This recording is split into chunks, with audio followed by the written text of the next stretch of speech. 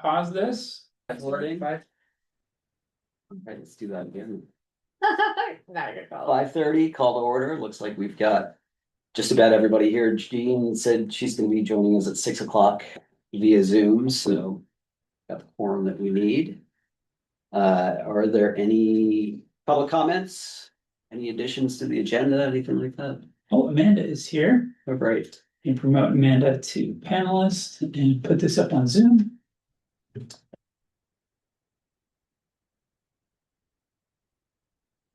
My term limit is coming up. So Amanda, I'm going to, as I do every year, say to the Parks and Rec Committee, if there's anybody else that would like a chance to join the Catamount Community Forest Management Committee, feel free. You want us to, I've been here for like 10 you want years. us to like help campaign or recruit I need some somebody? signatures. Who's on for that the- committee? Who's on that committee? We could, Um, if you wanna swap out. no, I'm fascinated. I also don't want to prevent anybody else on that committee. And Yeah. don't you worry. Oh, good, so you're happy to stay with us. I'm happy to stay and I'm happy to let somebody else have a chance. But so far, No one is. nobody is like jumping at the opportunity. That's the Fun way, group, come on. We'll see. I feel like that's the way it is though, right? Yeah. It's like the busy people do more or keep doing. What if we offer pizza or something? We'll get more people. Yard yards in our time. That might be a good idea. once in a while. Hence. I'm getting eyes. We used to bring breakfast to Wilson Really? Conservation Commission. We used to rotate breakfast. And I am strongly in favor of bringing it back, because I don't know if you know this, but Eric Howe makes really good scones. And so I would always be like, oh, I can't do it next week, Eric, can I trade with you? I promise. I can't do the scones. We signed up for scones, but you can't make them. Yeah. Well, it's a fun idea. Maybe we can think of a Put that on the special, agenda. special I was like, occasion. give us more work. Special occasion. So any public comments? No public No public comments. comments? Other than that, there should be pizza. All right, yeah. That'll stay off, remain off the permanent record. Then minutes. Okay. Minutes. Motion to approve the minutes. Oh, wait, are we gonna read them? I read Uh, them ahead of time. I read them ahead of time, but now I forget. You're all As being, well, they look good to me. Yeah, I think David does excellent minutes. Yeah, Spot on. great. Right level of detail. Made what I said look half intelligent. I was surprised by that. Wow. very intelligent. Great. So we have a motion to Have a approve motion. minutes. Second, Third. minutes approved. Great. All right, Catamount Outdoor Family Center, Amanda. What do you got for us? Can everyone hear me okay? Yeah. Yes. Yep. Awesome. As far as the Catamount update goes, we have entered into mud season over at Catamount, so trails are closed for all users. We do expect a little bit more snow and maybe some frozen ground, so we might do some soft openings for different users, but that's challenging to communicate to the general public. So we are doing our best to manage that and keep folks out having fun, but also preserving the trails. Overall, it was a really good winter. We had great snow coverage from most of mid-December through early March, and even had our last groom on March 4th. Lots of visitors. We had 3 successful beginner ski clinics. We had 3 Tour de Moons that our board and other volunteers helped support, which was great. We had multiple snow school field trips come out this winter, which is one of my favorite things that we do. And all of that was grant funded this year, which is awesome. And we had our weekly board supported guided snowshoe and fat bike outings that grew in participation over this season, which is awesome.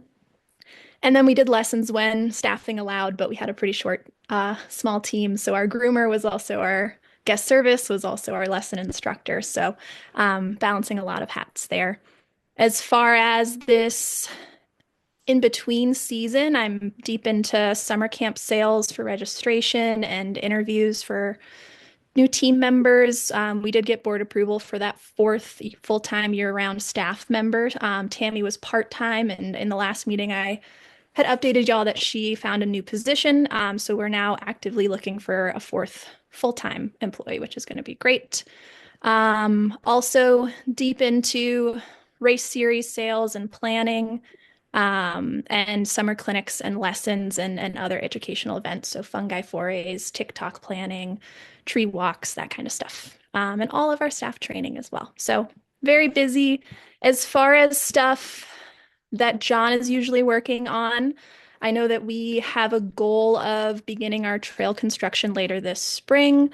Obviously, there's some permitting things that need to happen before we're able to move some dirt, but he did write in his board report that he published today that he hopes to have a lot of that stuff wrapped up by the end of this month with support from the town. And he's working on securing some partners for machines and materials to help reduce the cost of that work. He also got an answer on the new facility's septic options. I know last month we had toyed around with the idea of maybe adding more mounds, but it sounds like that is not an option.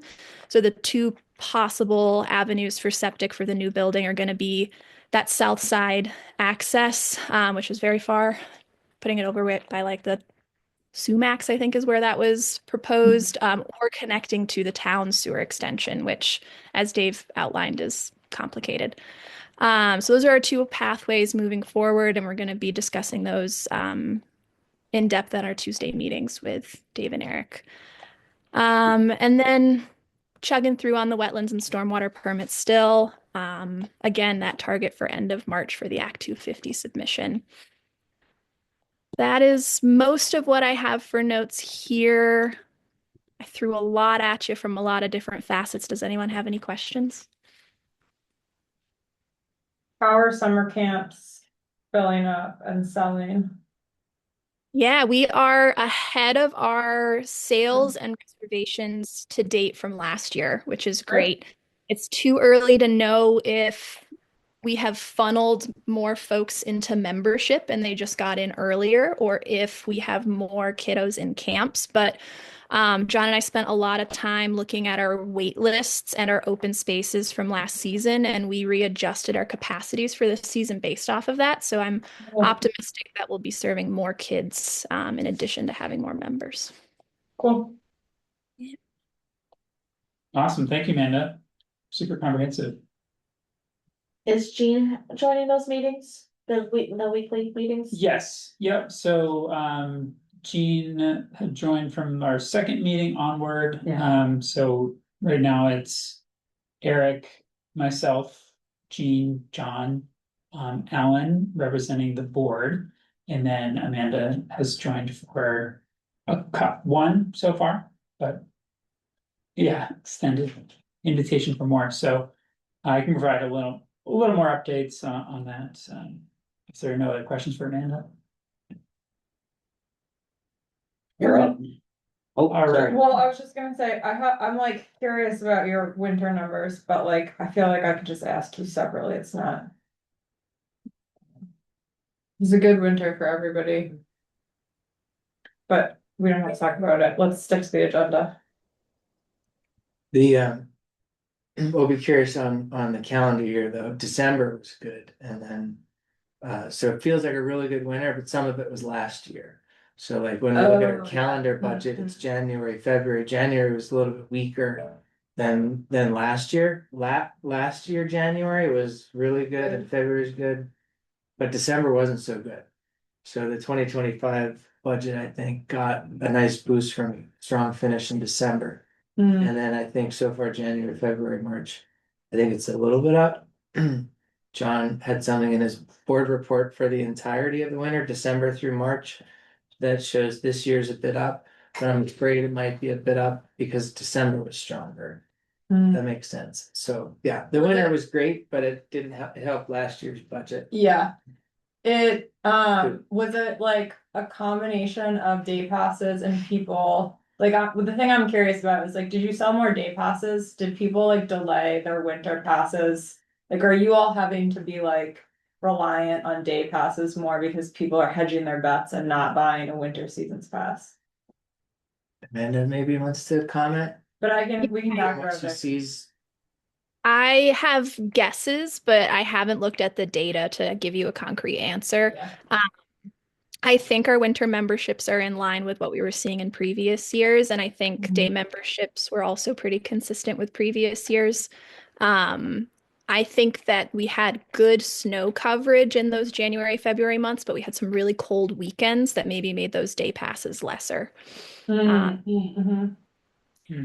Interesting. It does seem like I guess we have to look at the data. Early season snow, when people come for one day, they're like, oh, maybe I'll buy a pass because it looks like it's gonna be a good winter. So I think I don't know, I think it seems like passes are not, we don't do like the icon and epic ahead of the season or else it's $500 to ski it. So I think it's kind of a nice mix. Season pass to day pass. Yeah, we curious. We do see a lot of new folks coming with the Ski Vermont Reciprocal Pass and Indy Pass this season. More Indy passes this year than in any other previous year. But we've only been a part of Indy, I think, for 3 seasons now. They pay out, right? Do you know what they pay out per ticket? We have a contract with them that outlines like adult, family. Maybe we shouldn't put it in the public record. We'll ask you separately. Cool. Who's your friend there, Amanda? Your Oh, dog. this is my buddy, my work from home buddy. That's why I quit the other job so I could be home with her. Oh, Thanks, Amanda. awesome. Okay, yeah, I'll go. So I just had a couple updates for you. First of which is I've scheduled UVM Professor Tony D'Amato to come next month to provide you an update on the research activities over the last season and preview of the coming field season. Second, that I followed up on Danielle's hunch about the sheep barn cabling, and despite our lack of paper records, it did happen. And Handwritten note. Which is very Happened in funny because 2022. I had a conversation with the person who did it about doing it, and he never mentioned that he had done it. You want to get paid again? So I think it was just like a strange miscommunication. But yeah, I was able to track down some records. Melinda was able to find an email conversation, so we kind of saved that in our records. So it's clear this did happen. We did pay $900 for it, which is exactly what it was budgeted for back in 2022. So that's good to know. So that was done. The sheep barn is not falling into immediate structural decay, although it does have the various issues that you all know well have been identified. But it's good to know that that piece was done. So even though nothing is happening imminently with the sheep barn, It's not gonna fall on it's someone. not going to fall on someone. Yeah, it's just good to know. I'm glad that I had that. Yeah, I really I had that hunch. chalk that up to like, what a memory. Otherwise, Yeah. yeah. And then, yeah, last update. So as we already kind of mentioned, the working group, new working group with Catamount and the town has been moving along. The bi-weekly or bi-monthly. I never know if bi-monthly is twice monthly. I just felt like or I just was talking with a colleague and they were like, Once oh, for 2 Cam, you months. used that wrong. Oh, And yeah. like, I had like said that we were gonna meet, I don't even remember what I said, and then I put it on Outlook and they were like, all like, this is Oh, not yeah. what we agreed to. Sorry, I also don't know what those words mean, I guess. Yeah, I think one of those things that you see in both ways, one's probably wrong, but anyways, twice monthly pace seems like a much better pace than the previously quarterly meetings that the town and Catamount had. So it's a really different pace. It feels like by the time the next meeting rolls around, it's the pace more than matches our capacity to move things forward. And it's been a really collaborative atmosphere so far in terms of identifying all the different challenges, prioritizing which ones are the most short term, and then talking about how they can get solved individually. The most recent update there is that the town has provided permission for Catamount to move forward with their current insurance structure for this year. and is looking to partner with a risk management consultant who can come in and work with Catamount in the town to help identify kind of what the actual risk profile is for these various events that have been identified. And concretely, how are the camps different from the mountain bike races, different from the running races, and assist with kind of breaking those out and helping to understand with to meet the town's goals, does there really need to be another rate increase, or sorry, insurance level increase? Or are there simply perhaps some operational practices or tweaks that could be made, or Can we just call Is them the- training races, so it's clear that it's like I don't know. right, or are there other considerations like, with the information collected in partnership with Catamount? Is that actually enough that, there really nothing needs to be done and we just needed to be coming to closer alignment on what's happening out there? So that is moving forward. The town's exploring consultant that could do some of that work. And then we've also have 2 meetings coming up with federal donor programs for next Tuesday and the following Tuesday to meet with the Land and Water Conservation Fund folks, which is the state. That program is a federal program, but it's managed by the individual states. The state pushes money, or the feds push money out to the states. The states assign that money and then are tasked with managing those sites. And if they screw up, then the state has to pay the feds.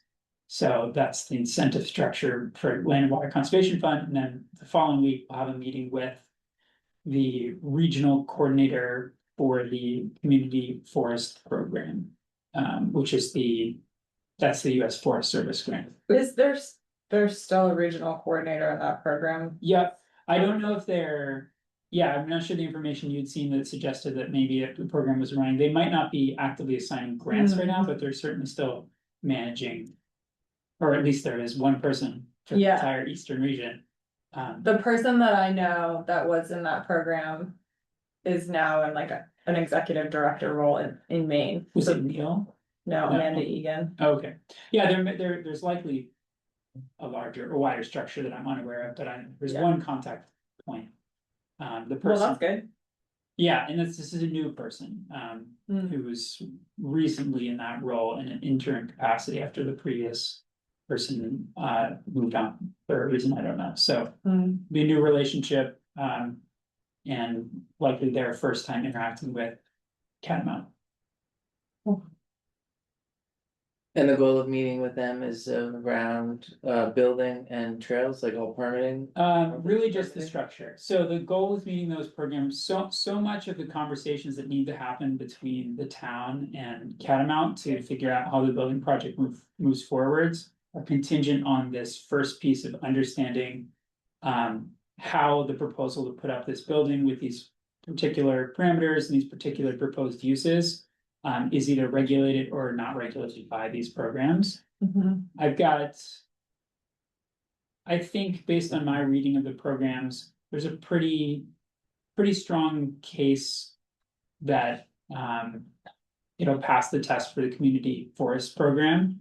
They have various carve outs for support structures that can be on site to support recreation, including a caretaker's home or caretaker's cabin or something like that. There are various situations, facilities that support recreation. So a lodge structure, its primary purpose is to support the mission of this place to provide public recreation opportunities while not impacting the actual forest at all.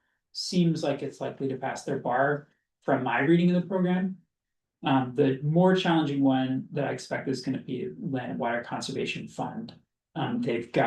They seem to have stricter interpretations on both structures and then how structures can be used.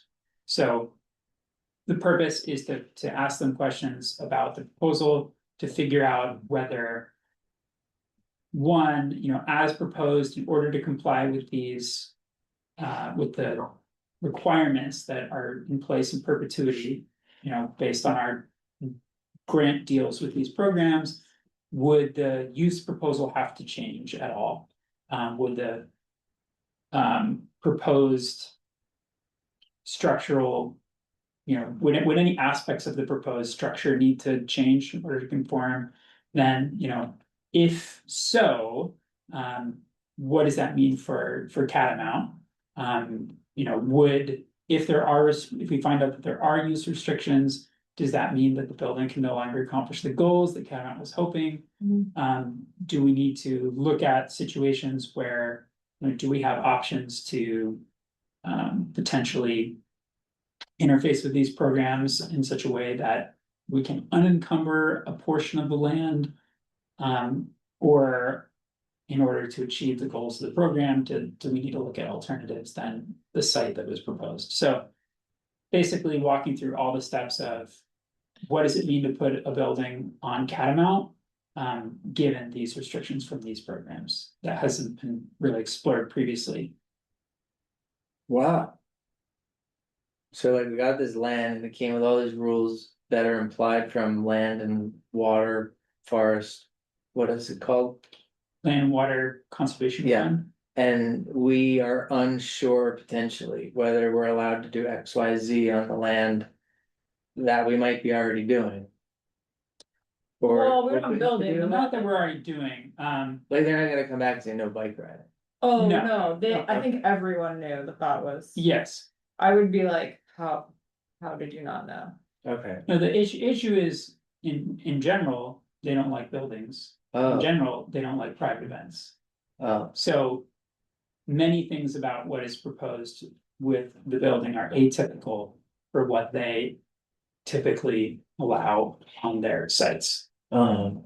So those either need to be justified in terms of the degree to which they support the, mission, the importance of this facility for helping Catamount to continue existing and continue stewarding the public recreation access that is kind of a requirement of this program, and a key component of conservation of Catamount. mhm. And then, their take on, whether the arguments that we're presenting in this proposal kind of, fit with that. Got it. So Okay, thanks. we'll see. It'll be, I think that other than the exploration about weddings and whether, weddings could happen at Catamount, I don't think that the town or the Outdoor Family Center has really interacted with these programs in as concrete a way before. And I don't think that we fully had an appreciation for all of the details of how these sites are meant to be stewarded according to the stricter rule set. So we're exploring that now. We're gonna figure out what they say.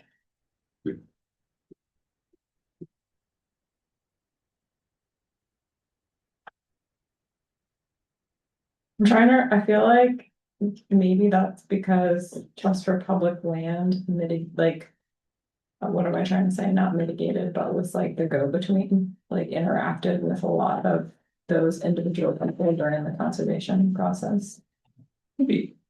Yeah, I I think mean, we've stuck with the same, but previously we had stuck with what was originally or had been used, and now we're at a point where there's changes that are happening that were. right, exactly. This is all new, and I think something that's going for us is, the need for this structure was identified at the time of conservation, and there are references to a potential structure in the community forest plan. There's a carve out for a structure in the conservation easement. It's a kind of vague loophole-ish language that, a support structure could be placed on site, doesn't specifically reference Catamount or Family Center, but the easement was worded in such a way to allow something like this to go forward with approval from Vermont Land Trust. So I think that's something that we have going for us in terms of making the case to these programs, but we set up the meetings, they're happy to meet with us, and we just have to figure out what they have to say and then go with that information, kind of go to next steps from you. Do they not do like semi-regular reviews. That's, I think, been part of the problem is they're. For conservation, for community forest program, I think they have a 5-year self-certifying checklist or something along those lines that is. Every 5 years, they send you a questionnaire. And you just say, hey, has any major changes happened? Mm, You know, have there been any structures built or anything? Or has there been any forest, development? yeah. Has the forest been converted to a non-forest use? Sort of like these big questions that would clearly identify a violation of their program. The main one there is conversion to a non-forest. Yeah, you use. owe them market value over Yeah, exactly. land if you Right. reduce below, I think, 75% or something. Yeah, so I think that was done once and, you know, there was nothing really to report. But now we're proposing this big change and it's just. There's no responsible way to do it when $460,000 is on the line without, you know, just having an open and transparent conversation with them in advance. And then Land and Water Conservation Fund, my understanding there is their program, their capacity to follow up with sites and perform site visits and check-ins is being a little bit overhauled. And that's something that they're actually actively working on their capacity to support and monitor the many land and water conservation fund sites throughout the state. So I think that's the situation on that side. Thank you. Yeah. The discussion about the sheep barn cabling got me thinking, or wondering whether or not we have a log or some sort of history of things that we're doing here, basically. So if one day we don't have Danielle's memory to rely on, Could be as early as April. you know, is there something that we can look at? So, I mean, one day any one of us or all of us will not be here and there will not be this Yeah. institutional knowledge, shall we say. If it doesn't exist, maybe we should create one and say in 2022, sheep bone was cabled. Mhm. And then anything that we do in the future, whether or not we've done brush hogging or whatever in a certain date and time, we could just bring up a spreadsheet on the screen and say, this is what we've done and when it was done. And then we don't have to scratch our heads and. Right. I mean, you're getting at the core challenge of all volunteer advisory boards in Vermont, which is institutional memory and turnover, which Kim talked to us about. It's a major challenge. And that's part of the reason why I wrote that memo for your decision about what to do about forestry, so that there was a record of that decision-making process. And I had an idea that for decisions like that, write a memo and post it on, you know, I created a little memo subpage for the committee. So for example, when you finish with this structure and governance conversation and Drew's memo is kind of tuned up, you can put that on there. So there's a record of these decisions, but I like this idea of having something that's a little smaller, just. We don't do for- an annual report. You do an annual report. So would it not? It's one page. Right. And it's got. I Very looked through the annual reports And it wasn't for a on there? reference. There wasn't a reference about cabling the sheep barn, yeah. That was one of the reasons why. I'm just surprised because it's a third of the budget. Right, that's what I was gonna say. It seems like spending If you- $900 would have ended up in the annual. It was capital funds, so there was Oh. no record in your operational budget. It was a capital fund budget. Memos it is. Right? So we got a memo every capital budget, even if it's $900. Well, I think Drew's idea is, I mean, I think memos are great when there's a decision-making process that you want to capture, but for something simple, like we did this. Yeah, something like a spreadsheet might be. Just like that town events calendar spreadsheet. Yeah. I like it. We can put the invasive plan Yep, yeah, in there exactly. for 2025. Yeah, kind of stewardship transactions or events, I don't know what you'd call it, you know. the we did this page. I can make a spreadsheet. We did this. Accomplishment. Before we forget, this is what we did. We did. That'll make the annual plan pretty easy too. Yeah. Great, well, that puts us right at the end of these planned 10 minutes, so that's it for me. Okay. And any sign of Jean? Let's just keep our eyes open for Yeah. Jean. Yeah, She'll pop into these attendees. okay, we'll keep our eyes open Yeah, for her. over. Is it gonna ding or something if she's trying to get I in? think now that it's a webinar, it's pretty subtle, so it'll probably just show up. Okay. Sometimes it, What's that? We'll notice, different, sometimes, right? But Yeah. that could have been the previous way. yeah. Zoom and I don't get along. Or it doesn't get along with my UVM Microsoft laptop. Like, yeah, Teams, UVM is like very anti-Google, anti-Zoom, and I feel like my laptop is configured in such a way as to make Zoom Best to be not in work. person. Yeah, or on Teams. Okay, so on to the work session. We've been discussing the long-term trajectory of the committee and the structure of the committee. And trying to determine, I guess, what our role is here. So well, Dave, I guess, 2 meetings ago now, pulled together that spreadsheet, going through all the various different documents to tell us what responsibilities we have according to the management plans, et cetera. So since that meeting, we have recategorized everything to sort of get a visualization of who's responsible for what, so that we know what the Outdoor Family Center is responsible for. Responsible, I use sort of loosely, because some of them are shared responsibilities. What the committee's responsible for, what the staff is responsible for, et cetera. So we have that spreadsheet available to us now, and we can bring that up and take a closer look at it to get a better sense of who's been doing what. It's not to say necessarily who should be doing what going forward, but just to visualize what's been happening and to use that as a tool to sort of determine where we should be, how we carry out our responsibilities. So, Quick question for Amanda. Amanda, are you seeing, when I switch between these tabs, are you seeing that, or are you just seeing one tab? No, I'm seeing the switch. Okay, great, okay, perfect. So I'll say one quick thing about this like raw data thing that I think is helpful to keep in mind, and then we can jump to kind of what Drew and Kim did since last time.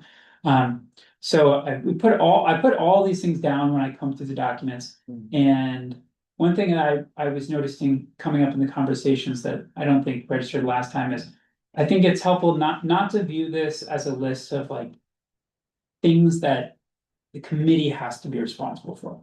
This was everything that I identified in one of those documents that felt like a forest need, or it was identified somewhere in one of the plans as a goal, an objective, a value for which the land was being conserved, like a reason we were putting money into protecting this land, or a responsibility requirement.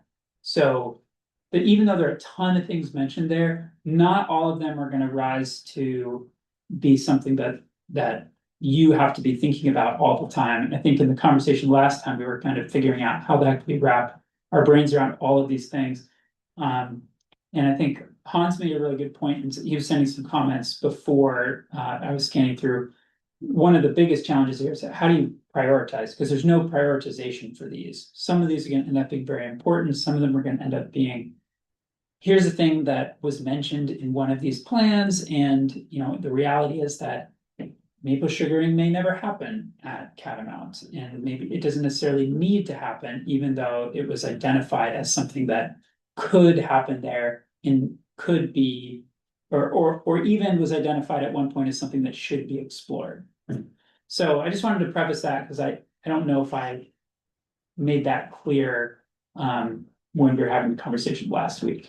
So I think that's something that Drew and Kim have done pretty well, is in their categorizing these, they kind of scooped together all those little X's and identified. Drew really who's- did all of that. I who's just kind of put the comments lead? on it afterwards. Thank you. Yes, And This is who's the the time. lead, whose camp is it? good work on living in? this.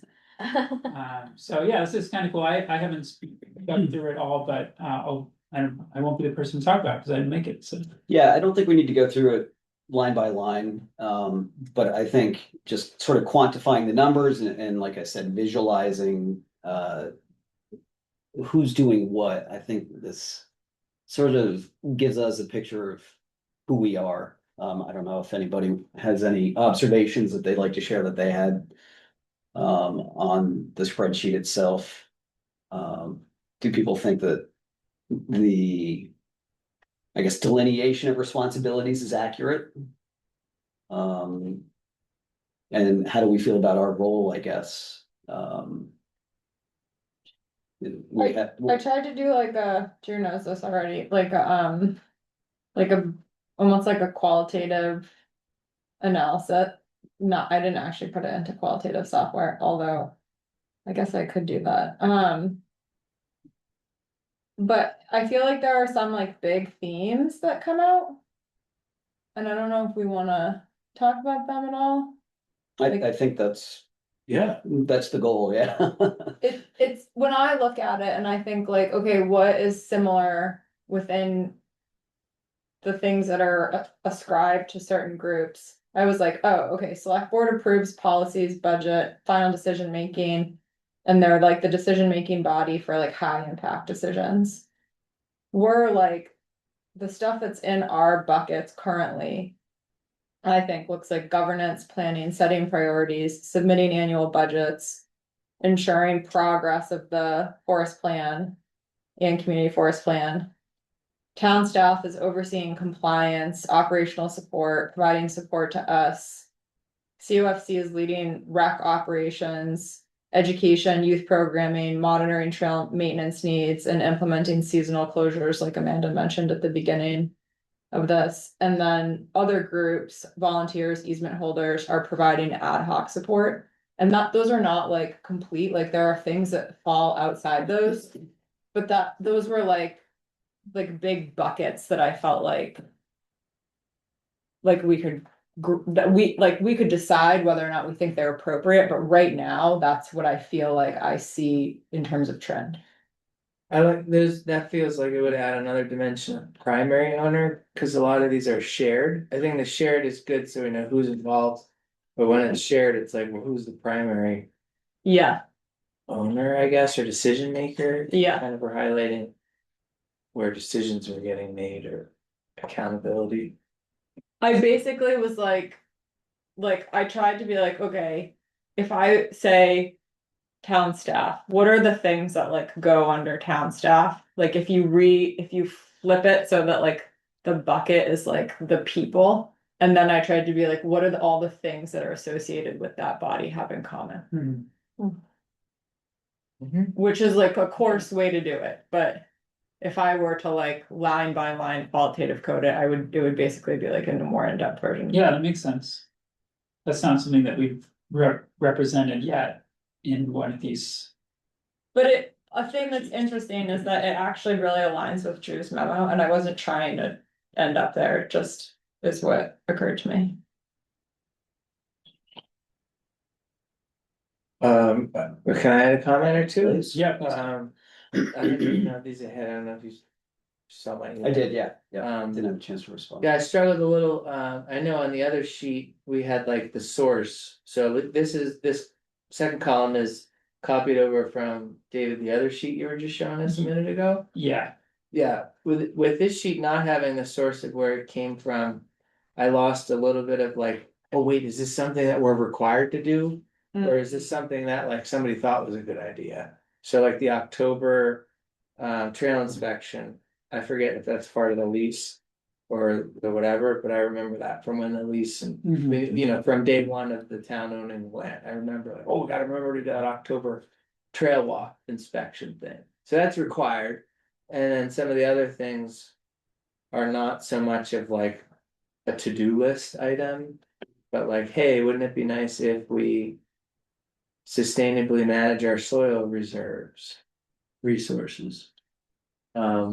Yeah, so I felt a little bit like apples and oranges and I lost like, wait, is this a must have? Because some document says we have to do it, or was this a nice to have? So it was a few, Yeah, but I think we have the linkage back to where it came from here. I didn't quite understand. I think yeah, I guess I'll say even in this, I didn't exactly do that, you know, like I mentioned where it was mentioned, but I think the line between its reference in this document and like is a requirement is not necessarily direct. Like even it says in the conservation easement that we need to sustainably manage soil resources. That doesn't necessarily create a action Yeah, structure, you know, in a given year. yeah, and like, so some of them are very much like, oh, okay, we have to make sure we do that. Yeah, Others of them are like, wait, what does it mean to actually do that? right. Like, what would it mean to manage for wildlife habitat? Oh, Like, we almost would many, need- many things. Yeah, we almost would need to elaborate on some of them to get to the point where we'd say, who's responsible for that? And we'd have to like translate some of these bigger concepts into to-dos. And then you can figure out who's responsible for it and to prioritize it.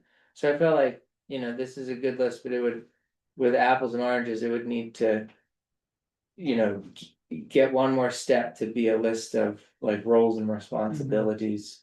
Yeah, I think the current spreadsheet is sort of, like I said, meant to sort of visualize who's doing what, but I think if we want to operationalize it going forward, then we can go back and see in what document it says thou shall do such and such, and where it Put it might say, bold. you know, this could be done. I mean, or- actually, that's an astute, shall is the word, like we could Yeah. control F shall.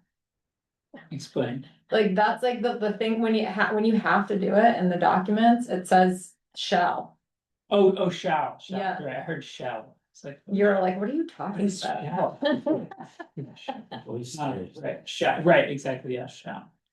So I think it's a good idea that, you know, if we decide we want to continue with this document and use it as a basis for what it is we do in the future, we can go back and dig a little bit deeper and find out specifically what it says are the responsibilities of each of the different stakeholders here. Be a lot of work, but you know, it's an option. So one suggestion I have, which is, I think, you know, over the last 3 months or even more, it's been a really interesting conversation. That's generated a lot of like different rabbit holes that you could go down. Many of which would be really beneficial for, you know, improving or, you know, your processes for managing the forest and turning over some of these stones that haven't been turned over a while and figuring out, okay, what are the to-dos that flow from this and how is it gonna get managed?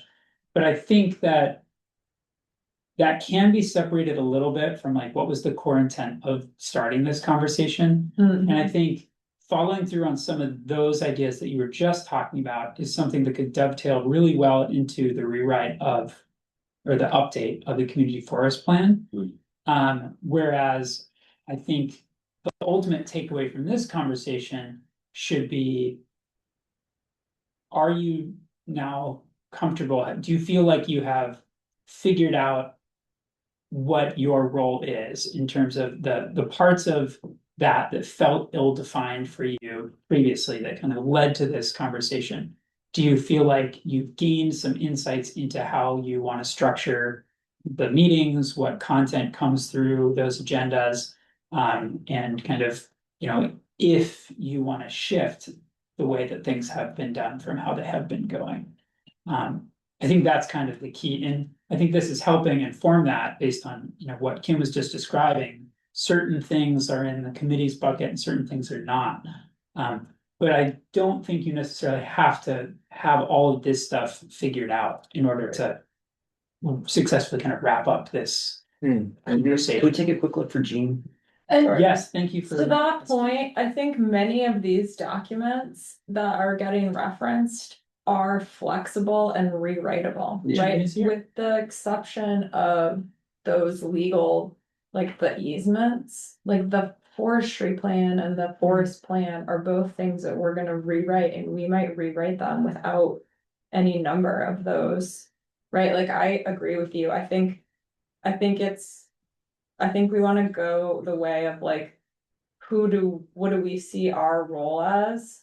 Like, what is the stuff that would fall under our umbrella? What would we give to Catamount?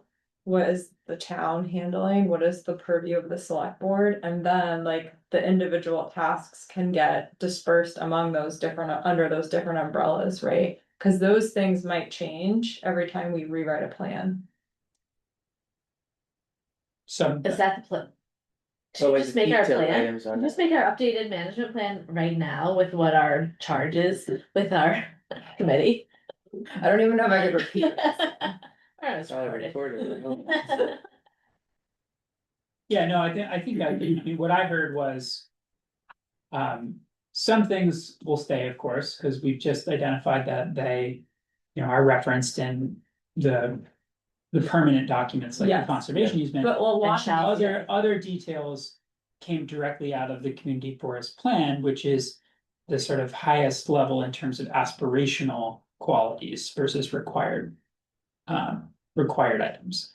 And it's a requirement that you create this plan, that plan guides you, and that you make efforts to implement that plan. But it's also required that you update and rewrite that plan to be relevant and to meet the needs of the forest periodically. So it makes sense that some of these items may drop off over time, particularly some of the finer detailed ones. That's what I heard. Yeah. You saying. Yeah. And so I think for that reason, it makes good sense for us to be like defining the roles and purviews. And then figuring out, like, given our purview, what tasks belong to us. What tasks belong to a different body, and then how do we communicate among? There's like 4 groups, right? Yeah. For primary groups, let's see, what did we identify? This board, this citizen board or committee, town staff, Catamount Outdoor Family Center, select board, the county forester, and then. I Right just from put there. others. Yeah, put others. Yeah, easement holders, volunteers, Volunteer, third party consultants, and occasionally the general public as a source of inspiration and. I think if we're looking at the spreadsheet, if we're just looking at the numbers. Our responsibilities lie primarily in that governance and planning Yeah, bucket. Not so much implementing. Sort of agreement. on that. I agree, yeah. So we're sort of playing this advisory role, right? So we're assessing, people are bringing us information about what's going on there. We discuss whether or not certain things should be done, right, based on the information that's being provided to us, and then we go from there. We're not saying, we need to implement this specific project based on the management plan or something like that. That's not to say that we can't, but that's not something we've been doing. Well, that's where I think that there's a little fuzziness right now, because your charge does say that you have responsibility for. We should look at how it's worded. I think it's responsibility for overseeing implementation of the plan, or responsibility for, Sorry, keep going. I don't know if it says implementing the plan. So Within that advisory role, it does seem that it falls to you to be kind of doing what Hans has been describing, of like keeping that temperature check, annual temperature check of like where are things, what is being done, what needs support. And if something is not being implemented, it's not going to just become implemented on its own unless you bring light to it you find a partner to help make it happen. So I think even though in what I think you've all been describing, you don't see it as your role to be going out there and as a committee planting trees or in shrubs or removing invasives yourself as a committee function. I think based on the charge right now, it does sort of come down to you to be saying, hey, it was identified that planting in trees and or trees and shrubs was a good thing. Is that happening? If not, is there somebody who can make that happen? Is it a high enough priority that it definitely needs to happen, or was it something that if it happens once in a while is great? If there's a volunteer person who comes and is really excited about it, we'll support them, but it doesn't need to happen on an annual basis. Like, I think that's the way that you can kind of still be this advisory oversight committee, but still engaging with the implementation of the plan. And I think there's a meso level thing that we're not doing that we shouldn't be doing, which is like, what are we gonna plant? Where are we gonna plant it? Plant it, right? Like, there's like, we're like, there needs to be a harvest because it's in the forest management plan, like, we gotta pay attention to that, but the county forester is like, okay, these are the trees I'm marking, and like, I'm gonna do it this date, right? Blah, blah, blah, and then they're gonna hire a logger who's actually gonna do, like, there's like multiple levels, and we're keeping everyone on track. Like, I Like with the don't, mowing. yeah, like, I don't see us ever being like actually writing the ecological prescriptions. Do you know what I mean? Like, that seems like not our purview, and also we don't have the expertise in many capacities to do that. So I think there's like, I think you're right, David. I just think there's like something in the middle between those two things. My only thought is to like pressure test this with like, let's say there's something that's supposed to happen. And somewhat on a regular basis, and we say like, oh my gosh, this regular thing that's supposed to happen hasn't happened in 5 years, it's getting a little bit long, it really needs to happen. How would we make it happen? Well, we need money to make it happen, to hire somebody, and there's nothing in the budget. Now what do we do? I guess our responsibility goes as far as to raise it to David and and a report to the select board to say, we're out of compliance with the management plan, so like, we're accountable for that.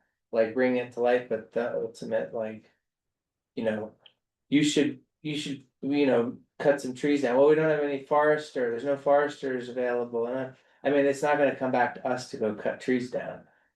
We would just escalate it. It would go up to the select board as the ultimate place. Maybe the tree thing isn't a good example. No, I think it is, cause that's a real thing, right? Like, our county forester doesn't have time, really. Yeah. There's a logger shortage. And our job is to be like, can we delay this in partnership with this, right? Like, that's what we did. We were like, that feels like the appropriate level. Yeah. Cause like, none of us are gonna, I don't know, maybe you're gonna go timber cruise. I guess I could do it. Yeah. That doesn't feel like the thing that we're doing, Yeah. right? No, I think that's a good example, and for like making that the decision that you made on like, okay, we have this plan. To log trees in these areas at these times, and there's been a deviation from that plan. So as a committee, you assessed, okay, what does that mean? Does it mean we have to go out there tomorrow and get someone to cut the trees? Does it mean we have a window and it's flexible? And so you made a decision, you figured out who was responsible and who needs to be involved, and then you set, like a time frame of when that was gonna happen. And that is all consistent with the various planning documents. Like, if it doesn't happen by 2030, something's wrong, because that's when when the forest management plan needs to be updated. And so this component of the plan never happened, and a discussion needs to come back to the table and figure out what didn't happen, why did it happen, is it a problem, what should happen next? So I think that decision-making process that you went through, is a good example of how you have an item that's identified in these documents that needs to happen at Catamount. it is something that needs to be implemented. You're overseeing how that gets implemented and who's involved, but yet, you're not the ones going out and cutting the trees. So I think it is a good example. Yeah, I do too. Good job. Yeah. Thanks, just adding to the conversation. Problem solved.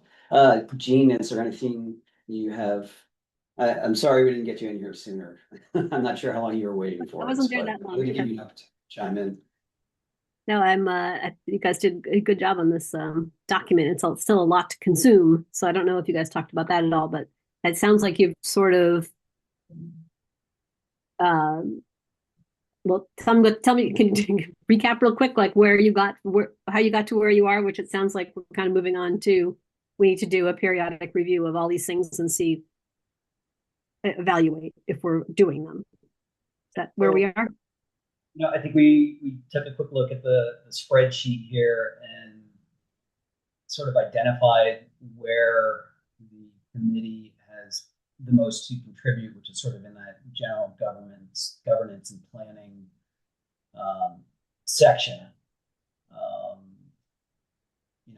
In the fourth column in there, you can see the tally of the number of times that each stakeholder, one to the left of that, the number of times that each stakeholder is mentioned, I guess, in those different buckets. So we clearly have little to do with the implementation of the recreation play. I think what we're saying is we have an oversight and advisory role in all these things as they are mentioned in the management plan and our role in overseeing the implementation of that. That generally, yeah, I think that's where you chimed in. It seems like we could almost assign like the lead to the category on the first column. Yeah. I think that's like what I have like tried to kind of do, like almost like if you pivot table what you made, that I think it shakes out where, yes, it like ends up like that.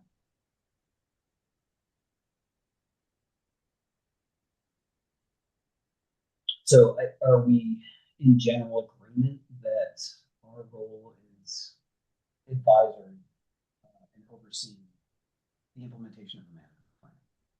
Mm-hmm. We're not boots on the ground. We're going to go do it ourselves, but generally provide that oversight, as well as prioritizing. I think is something that we're talking about.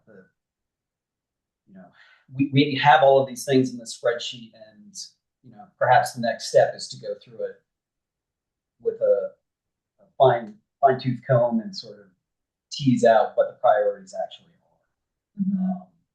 Are there things that are specifically charged to us that we should be doing, or are there just some things that are of greater importance in the implementation of the management plan that we should be focusing on? And I might add even fleshing out what it would mean to do some of these things and define what it would mean. Like, what was one I picked on before? Like, manage it for wildlife or something like that. Like, decide if that translates into like, do we actually do anything for that? Or maybe that just resolves itself then having an effective invasive treatment plan and a forest management plan, diversity of species, living animals, like whatever they like. I don't know. Another thing that you could do is like some of these things are goals, right? And they're like not inherently measurable. And then some of them are objectives and they are inherently like measurable, right? Like they're time bound and they have like a check this box. Like manage for wildlife is not unmeasurable. I can check this box, but if you were like create migratory songbird habitat by 2027, that's like check, measurable. It's like we could like we could do the pivot table thing and then under the pivot table thing be like which things are objectives and which are goals and then try to pair and nest them. Yeah. I mean, there's not a small amount of time. But- there's some stuff that could be put into a narrative of what the forest does and what we do that is then pulled out. Like we maintain just the existence of it is maintaining this soil structure. Or whatever the thing you were speaking on. And we have a lot of these things that are done that we don't need to check on because it's just what happens with the existence of what's going on. And there are things that so strike an equitable balance between recreation and forest management objectives. There's like a whole bunch of bullet points. Like there's a whole bunch of other things that are under forest needs that are bullet points under that. Yeah. Right? So, Like- so one slight irony of this is to create this list. This list was reverse engineered from a bunch of like narrative documents, many of which had bullet point lists. And now you're looking at this And I'm like, lovely wait a minute, organized these are list, and you're like, points. what if we took these and put these into narratives and bullet point lists? But that's making up the next I think that's making up 2028's Yes. forest plan. But that's actually, I think, where this is all leading is like this work doesn't have to be done tomorrow. It doesn't have to be done this year, but it is. I think if you break this into little pieces and spread it out over the next 2 years, it's going to dovetail really well into telling you exactly what you need to update and what you need to refine for the next version of the forest management plan. And I might hold up how our town plan changed recently as like a model of something that you could do. If you look at the last town plan to this one of the big things that changed was the objectives, actions, goals, like all of that stuff became a lot more defined and clarified. What is a goal? What does a goal mean for this document? What is an objective? What does an objective mean for this document? And then tables of what those things are and how they relate to what you're trying to do out there. So right now, it's a pretty typical management plan. It's got lots of bullet point lists scattered throughout the different sections. Some of them have to do with things you're trying to do. Some have to do with management. Some of them have to do with values and goals. And I think in the next version, you might be just a little more explicit about the difference between goals, values, actions, objectives, and what needs to happen when over the next 10 years. And maybe judicious. I would submit that we consider perhaps narrowing. Yeah. I think a thing that happened in the last management plan is we had this broad committee. We were acquiring this new parcel. It was a community forest, and a lot of groups wanted to like see if they could get their thing in. And we were trying to be really inclusive. And so that meant like not really saying no unless we couldn't figure out a way to say yes, like safely and reasonably. And I feel like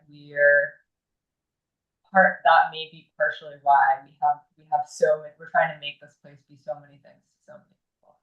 Right. And we could say like, you know what, maybe we're gonna like we're not gonna be like, we hate soil and we're degrading it, but we're also not gonna be doing active soil remediation projects or like whatever it is, right? Like I wonder if we could also the idea of just spending the next 2 years writing the next management plan and standalone.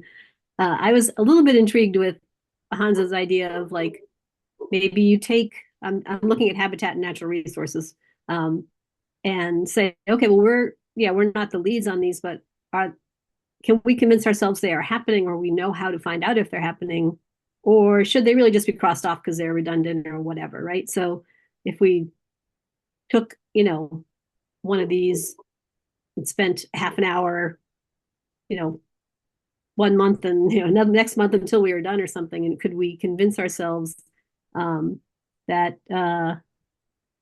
we're supposed to be making sure that we're monitoring deer wintering area? Well, how would we know? Are we doing it? Are we not doing it? Is it something that, I think that would, how would the next board in 3 years or whatever, as they go through this kind of annual review, know if it's been improved or if we've made any progress? That might just be something a little more tangible than just sort of continuing to, redraft what we should be doing, if that makes sense. Yeah. Yeah. That's a great point, Gene, and I think, yeah, the conversation was drifting a little towards the abstract, but that's kind of come into the conversation a couple times in this idea of having that annual check-in and taking apart some of these items to figure out. Hans was saying earlier, some of them are very high level, more abstract, and some of them are very fine, detailed sort of to-do list items. So it will be beneficial to separate those out and dig into some of the more abstract ones to determine, just like you said, is this something that is kind of inherently, already accomplished by the conservation of this parcel and it doesn't really need to be top of mind on a day-to-day basis, or is it something that you kind of need to poke at and ask questions of and figure out if you need information and that kind of thing. I mean, if I was to have to provide evidence on some of these, even like managed for wildlife habitat, sounds out there, right? But do we have a process where when Outdoor Family Center comes and says they want to do something, do we consciously think about whether or not that meets this goal? And if we do, then that's your evidence, right? So Yeah. And I think we could predefine maybe some of those touch points, like whether it's managing the deer habitat or manage for wildlife, we could say each time a trail master plan is approved or revised, we should have evaluate the trail to have limited impact on these two things. So then we've like taken it or don't build, make sure when you plan the building, it doesn't go to your wintering yard. I'm being a little silly there, but something specific. If we're approving a new event, is wildlife one of the things we take into account before we approve a new kind of event? Oh, yeah, a new activity activity, type or like something. even a We're talking about like the drones or the airplanes or something Right. like that might interfere with birds. I don't know. So we need to come up with a policy for considering new things. But that might be something that we would do. I'm not saying we need to do it right now, but that might be something that as we go through these with, half an hour at each meeting, we can start working our way through groups that may be something we say should be spelled out more clearly. And that would be the definition of what does it mean to manage for wildlife? It means that we will do . And those are discrete things. Not like, those are discrete things where we know when to activate that or something. I wanna return to, I think the question Drew was asking, and to your point, like what was the impetus for this conversation, which is like the purviews. And I really feel like we should flesh that out first. Of what this committee does? And how it like, okay, if we were like, we're not managing for wildlife habitat, we don't feel like we're checking that box, right? I think this gets back to the like conversation that we were having before about like who would actually implement that work. And I think if we were like super clear, like what we do is, like we all agree that what we're doing is like priority setting and governance and policy, right? And like the people who would actually do wildlife implementation work or habitat work would like, it's been volunteers, right? Or the county forester, like who else has done? It was brought into consideration by the county forester with the change. Yeah. Or like Ethan used the Brontosaurus and created a bunch of edge habitat, or like Terry was doing a bunch of nesting boxes, and like Audubon has done a bunch of stuff, or like Bobolink. That's a funny one because Conservation Commission has some involvement with that. Anyway, that has not been like, we haven't like done the nuts and bolts of that. Is that true? I guess Terry was on the committee when she was doing the nuts and bolts of that. But so I think like I think if we had clear charges for all of the groups and we felt like really confident about the definition of those charges, it would be easier to be like, how are we going to accomplish the things on here? Because it would be clear who's job that was, and then we would be like, oh, who do we need to be talking to about, right, like our annual check-in, we haven't done anything about wildlife. What did we say we were gonna do, and who's the person to talk to about that? Yeah. I guess my thought is that that kind of flows from the work that Jean was talking about. The first step is to figure out what does it mean to manage for wildlife habitat? Like, what are all the things that might happen at Catamount that would go under that bucket? Which of those are items that require, annual check-ins?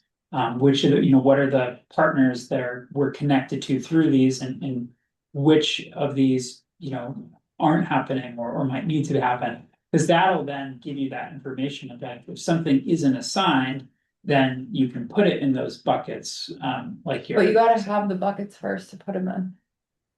Do you know what I mean? You gotta be like, is this committee the nuts and bolts committee, or is this the governance committee? I guess I've already kind of skipped over that point. I've kind of thought we were already that missed that part of the conversation, but I kind of I thought we're sort of this committee sort of all on board that we're not doing the hands-on, but we are responsible for oversight.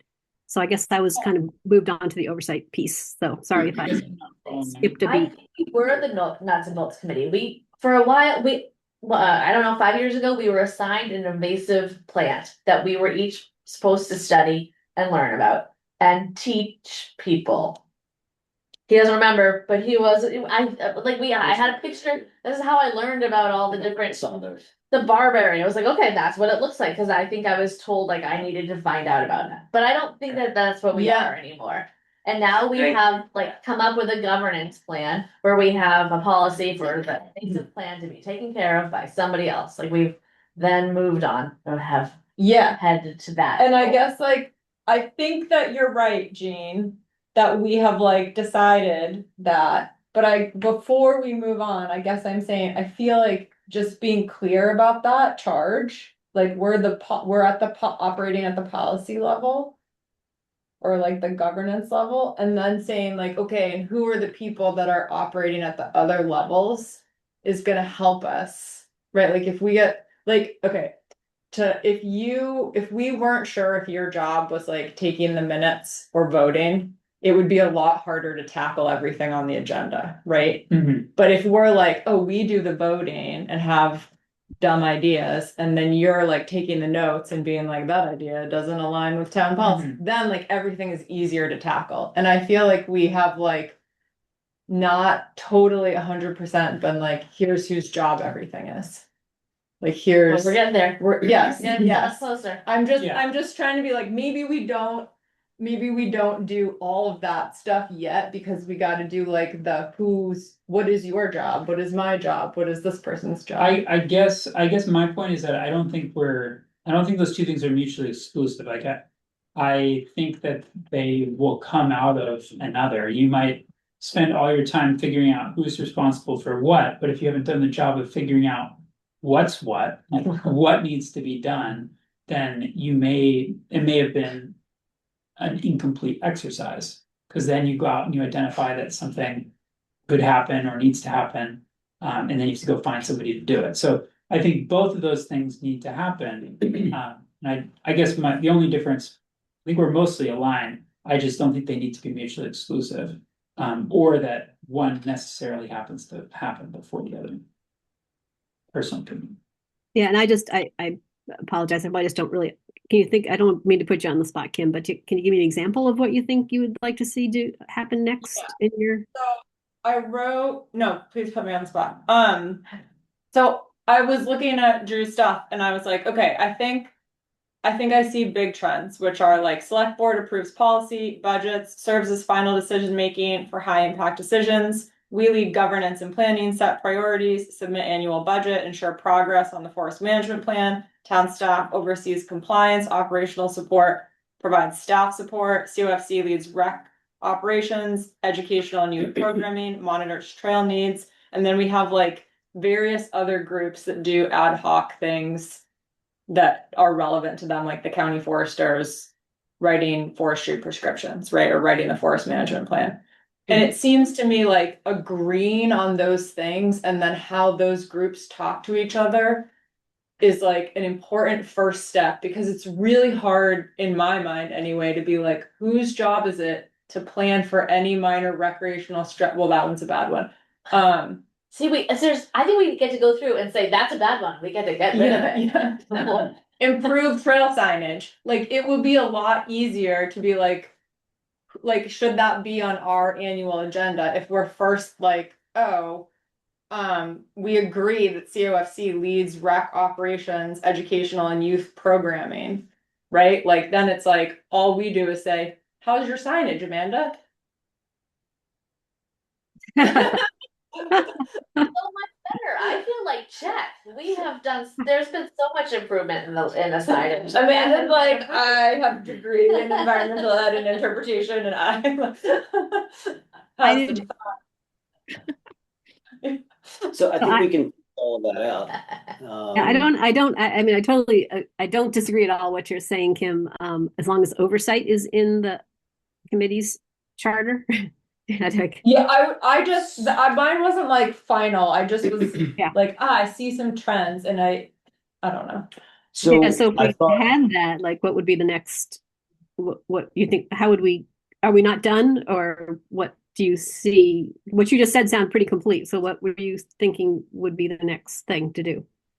That we would decide as a group if we agree on it or not. yeah, Yeah. so I think that's a great idea, and maybe we could agree on that or not. I don't Or know. write it all down? Do we come to a vote, or what's the process? Read for what that? I this is me being like, bleh. I'll forward it, and then I feel like we should read it, and you all should be like, no, actually you missed something, or no, this, like, Jean could be like, the select board doesn't do that, or. Do you know what I mean? Yeah, Like, I don't that's- think I got it right. I'm just thinking maybe we should pivot back to the memo, Yeah, because I've written a lot of this down, and I thought we might be coming to this conclusion that we're sort of moving into this advisory role. So I've created another draft of the memo and already integrated all of that language into it, and maybe we should review that. why didn't you say that? And we have 10 to 15 minutes left. Maybe we could take a look at that and see if we agree on the language that's in there, if it needs to be changed, and we can use that as sort of a foundation for completing this portion of the conversation. So I did send that to Dave, so he should be able to bring Yes, it up here momentarily. And if we could go It's to draft the, B. it's the one, and if we could go to the committee role section. Okay, pull this up here. And then There should be some Yeah, text share in this. reddish font. Okay, here we go, draft B. And go down to committee role. There you go, down a little.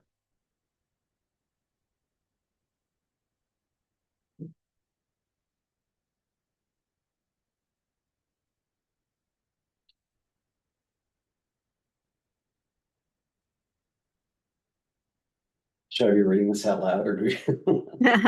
I'm reading.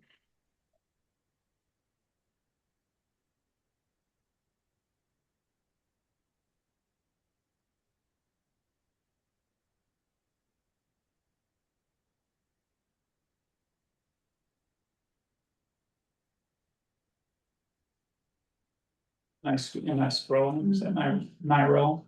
Yep. Yeah, Spoiler. we're with you.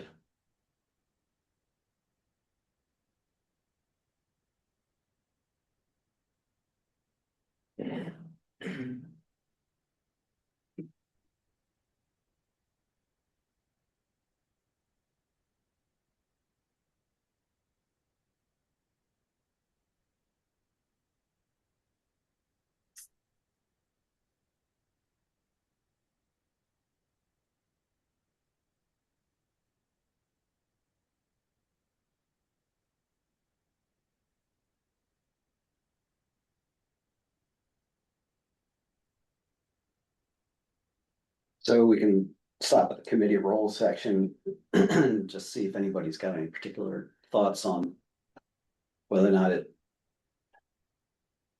from our discussion versus what's in here, I feel like there's something along like initiating implementation, Mm-hmm. not necessarily overseeing all of implementation or even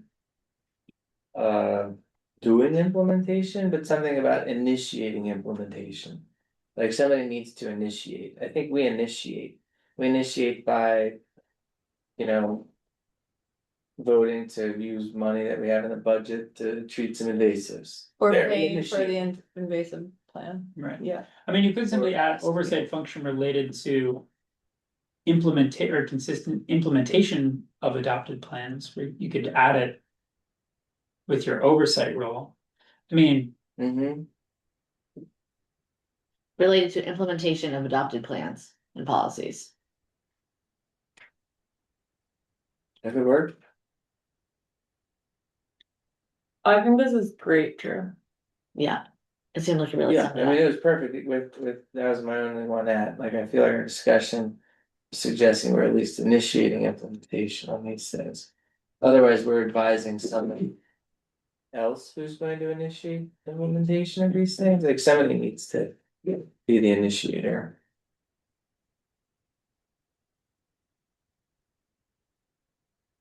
Do we want to look at the decision boundaries section, the next one down? Yes. the way it's framed in the charge is oversee the responsibility for managing the forest and implementing the goals. I don't even know what that means. It's like I- levels removed. Oversee responsibility. I feel like that's in line with my idea that there is a meso level. Yeah. No, I think what you have arrived at is consistent with that charge. Maybe Kim wrote that one. Overseeing the responsibility. You can't Makes perfect lose, sense. I think that the key part is you can't lose sight of implementation. Yeah. But at the same time, you're in no way charged to be the people who are the ultimate implementors. I'm gonna start saying I oversee responsibility of my graduate students. Sounds like you could do some editing with that, right? Okay. So the next section down is the decision boundaries.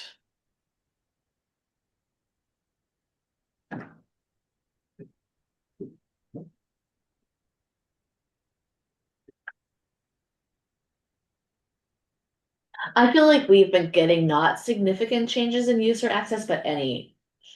Oh, it's not changes. We've been getting any questions about use or access that are Mhm. different, but they're not necessarily significant ones. How are you defining significant? The geocaching project.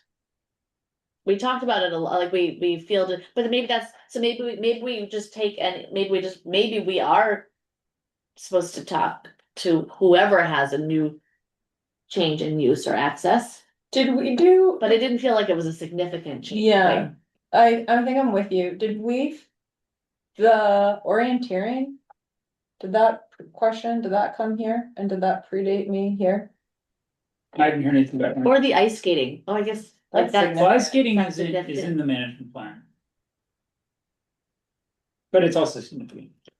So I think the question with geocaching is, this is a public body.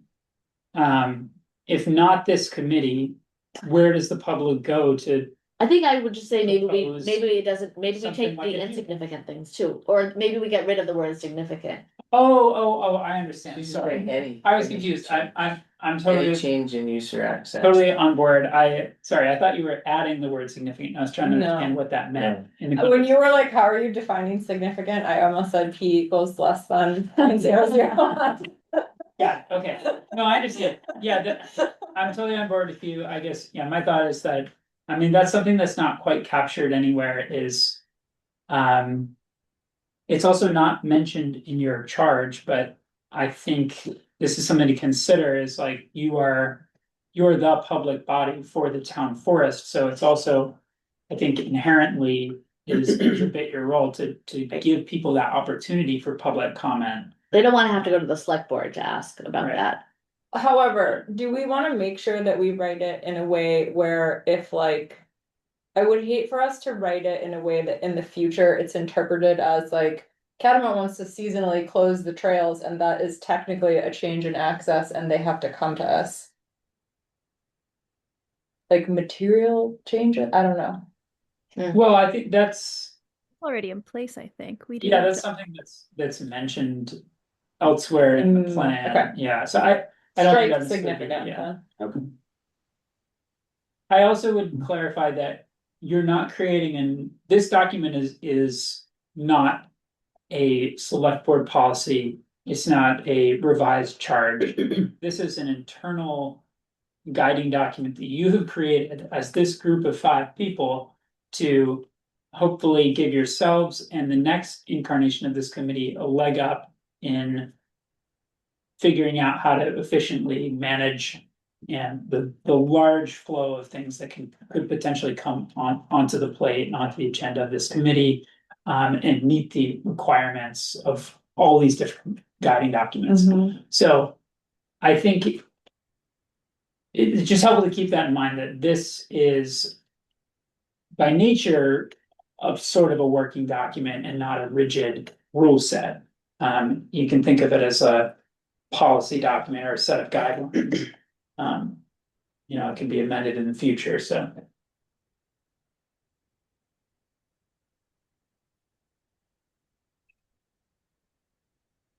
I like it. Yeah, I'm good with all that. You know, scroll down a little bit more.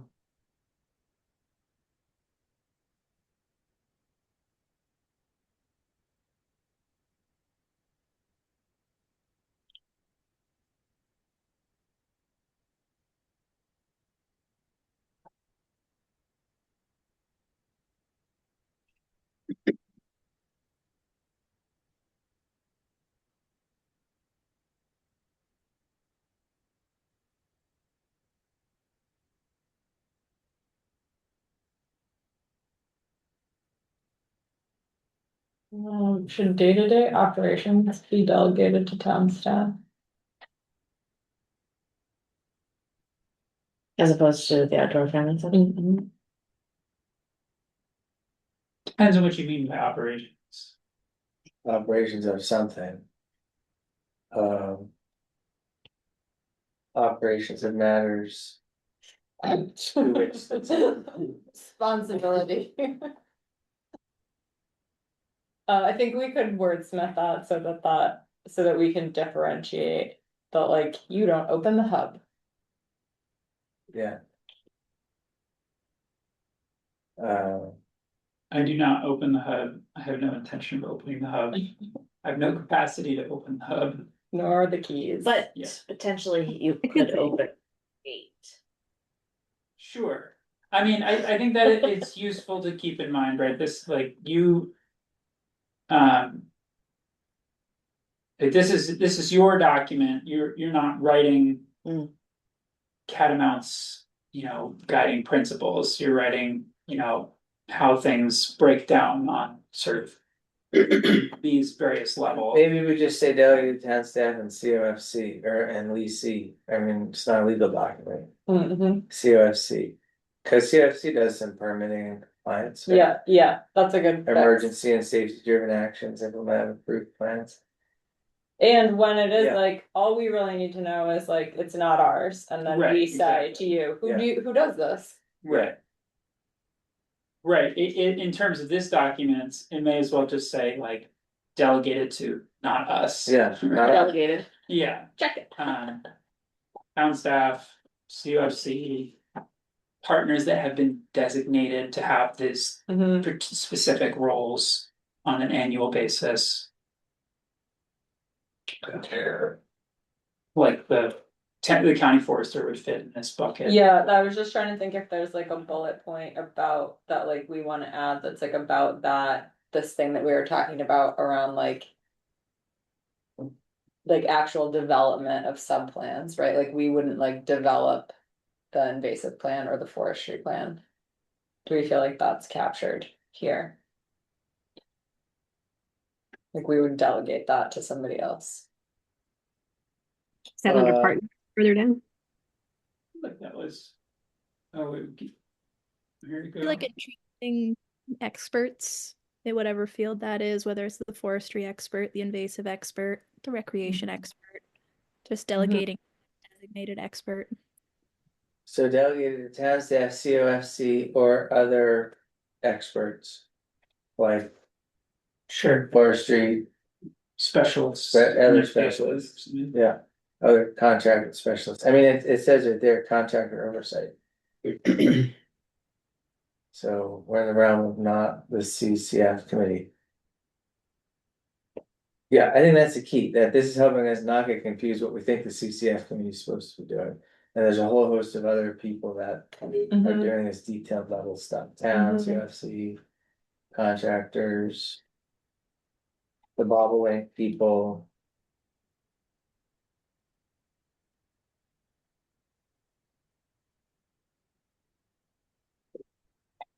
Bird box people.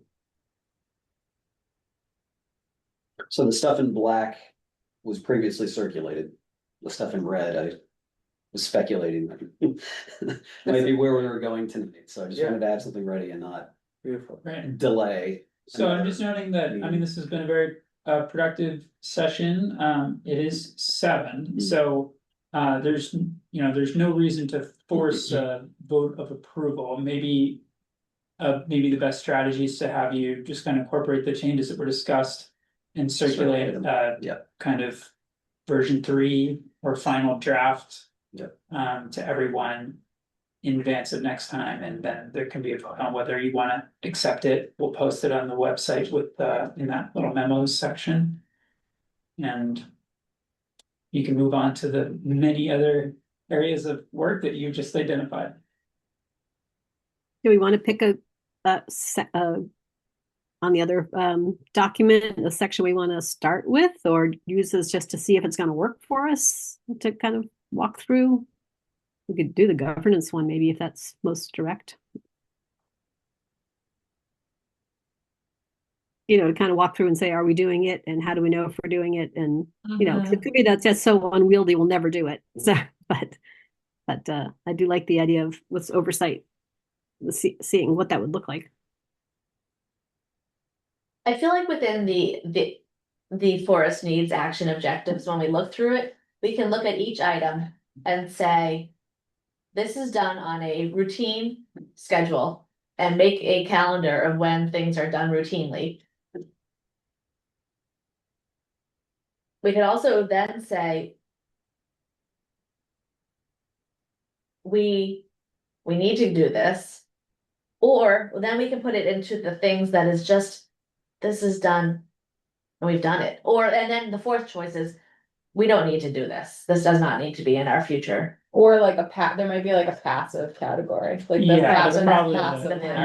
Paragraph. And those things probably like shouldn't totally come out, right? Like we don't want to not mention them. But Or we would want to say, like, we decided that this is not an objective for the forest. We could write this in 2026. Yeah, well, I mean, inherently, when there's 97 things, you know, to think about, and again, you know, some of these will probably merge with others as you go through and refine and stuff. Some of them will fall to that level of passive, right? And you know, I think it's the kind of thing that I would tend to agree with Kim that you don't want to just delete them and forget about them. But something like the soil conservation one, it's not something that you're gonna be actively thinking about or implementing on a daily basis. But there may be such an occasion that somebody proposes some new activity, and you have to look back and say, we have this mandate to conserve the soil, and you know, the newly proposed, let's till up the entire. I'm like really struggling here. Like, what is Like, the thing that I don't know. I'm just saying, hypothetically, What the soil is. Yeah. Well, actually, so like just to illustrate how many people came in to be like, oh, and also can we blah blah blah when we were writing this? Someone came in and they were like, can we make an orchard? Well, that is now in the town plan, that there should be an orchard in Williston. There is. Is an nursery, orchard is that what you meant? Adams. Like town, No. explore the A idea of town nursery, orchard? isn't it? Not the Adams, but like for towns people to go and pick their own. It's probably the same group of people that came in and. Well, it's in the wanted it. town plan now. Yeah. Well, So this we- just sort of back on this though, it's just like, to me, what works in my brain, and I'm not sure we're all on the same page, so I Yeah. appreciate that, but ensure public access. Yes, you could say that's passive, or you could say like, you know, we have, what would be the evidence that we're doing that? This is the agreement, or when the forest is open. If there's any Mhm. changes to that, it has to come to this committee. And like some of those, just to that point, like that could, you're right, that could just be passive and we have evidence of it, but also like we could be like, oh, and we want an active strategy to increase participation, right? Like I think Yeah, that's I a good do point. think some. Yeah. Yeah. I think there's some conversation about like which ones we are like, these, we think these should be actionable ones. Right. And then if we have a new proposal for a new thing, then we can look and say, oh, this is we can look at our bullet items of, oh, we need to maintain. I can't choose a random one, mark boundaries and post, sorry. No, that's, we gotta do that. But I feel like there's something where But we some can of them are have bad it examples. and know that if Yeah. we get future proposals for something, Yeah, Mhm. yeah. anything, we check what that is. So just in the kind of looking back at time here, knowing we gotta come to conclusion, I think what I heard from Gene was, let's pick something and jump in next week and see if this conversation seems month. like it's crystallized, right, next month, next week. So, and Gene, you suggested starting with the general governance and planning Whatever section. you guys were discussing, so it's okay with me. Which it's one that's kind of that's something we can get our hands around though. Yeah, so you get a thumbs up in the room, so Okay. that sounds like a good plan. Some of them are also so connected, like across categories that I'm like, Yeah. like I had put in some comments that was like, also this category question mark and this Right. category question mark. One of them, I mean, these are lead identified, if you scroll down, there was one like maintain. Love the enthusiasm, everyone, but I have to go home. so- Yeah. So do we have a motion to close? I move we adjourn. Second. Thanks, everybody. All right. Nice Thanks, job, Drew. Drew. Great job, Thanks. Drew. Gene, bye, Anna. Bye.